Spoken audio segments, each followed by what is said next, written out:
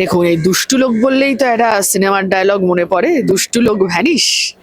আর vanish কথাটা আবার বলা যাবে না, বললে পরে উনি আবার জেলে পুরে দেন, অম্বিকেশ দাকে জেলে পুরে দিয়েছিলেন। তো ফলে ভ্যানিশ ট্যানিশ বলছি না, কিন্তু দুষ্টু লোকের রানী হচ্ছেন উনি আসলে।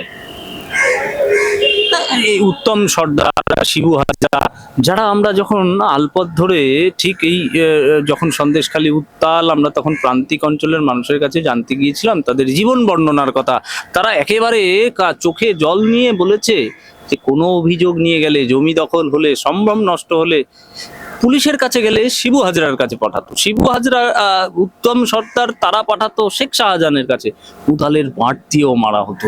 এই তথ্য আমাদের ক্যামেরায় এখনো জলজান্ত বন্দী হয়ে রয়েছে।